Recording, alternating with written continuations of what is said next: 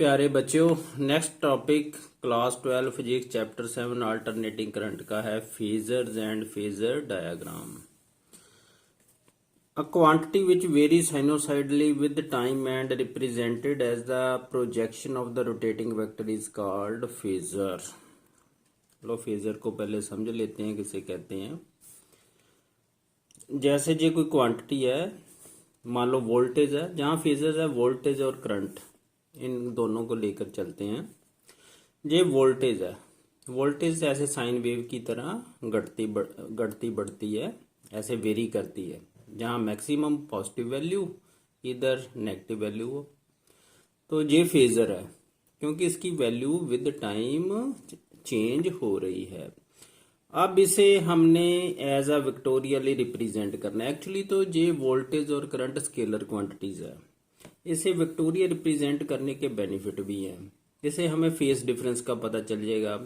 मान लो अगर सर्किट में इंडक्टेंस ज़्यादा है तो वोल्टेज लीड करती है, अगर कैपेसिटेंस ज़्यादा है तो वोल्टेज लैग करती है, करंट लीड करता है। अल्टरनेटिंग वोल्टेज एंड करंट्स में be called as phasors. AC और अल्टरनेटिंग वोल्टेज और अल्टरनेटिंग करंट को जहाँ हम फेजर्स हैं। तो अब हम इसे डायग्राम कैसे बनानी वो देखते हैं। The diagram which represent voltage and current as rotating vector long with phase angle between them is called phasor diagram. जो वोल्टेज और करंट में फेज एंगल बनता है उसे हम फेजर डायग्राम रिप्रेजेंट करते हैं। एज ए रिप्रेजेंट करें तो वो होती है फेजर डायग्राम। ये जो मैंने सर्कल ड्रा किया हुआ है, पहले तो क्या करना, मैंने ये वोल्टेज की डायग्राम बना लेनी है। ये वोल्टेज की साइन वेव बना ली, एक्स एक्सिस वाई एक्सिस। अब जहाँ ये इसका एम्पलीट्यूड ये है, जो maximum value that is the amplitude of sine wave.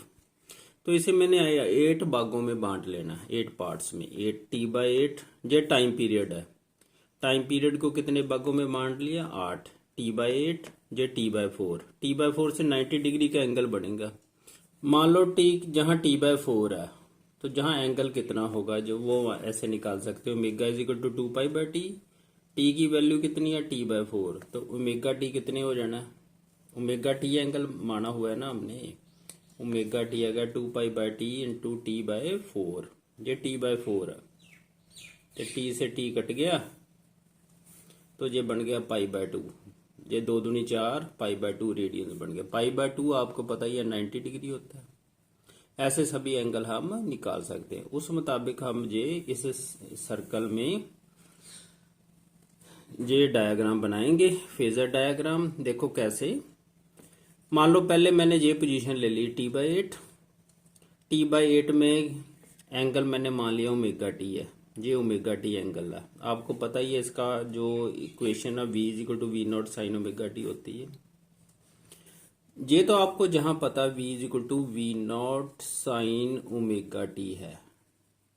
v0 peak value है, ये हमने पढ़ा है।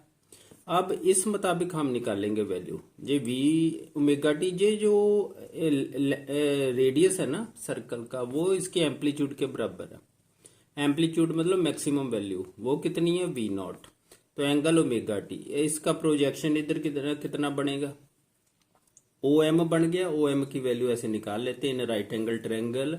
AMO OM बटा OA परपेंडिकुलर बटा hypotenuse sine omega t. OM is equal to OA sine omega t. OA की वैल्यू हैगी v0, तो V की वैल्यू होगी v0 साइन ओमेगा टी। तो अब ये वैल्यू ऐसे बढ़ती जा रही, बढ़ती जहां पहुंच गई तो जहां एंगल ओमेगा टी बन जाना है π/2। कितनी वैल्यू है, जहां t/4 में। ये मैंने आपको निकाल के बता दी ऐसे। तो जहां t/4 है, जहां वैल्यू फिर आ गई 3t/8, वो ये पोजीशन बन जानी है। अब वैल्यू t/2 है, t/2 का आप वैल्यू निकालोगे, ओमेगा की कितनी बननी है, omega is equal to 2π/t। Omega t लेना है ना हमने, 2π/t। तो t की वैल्यू जहाँ कितनी है, t/2, तो काट दो तो ये बच गया पाई। 180 डिग्री होती है, तो जहाँ वैल्यू कितनी है t/2 तो कितना एंगल है 180 डिग्री। आप देख लो ओमेगा टी कितना है, रोटेट पूरा करोगे तो 180 डिग्री का एंगल।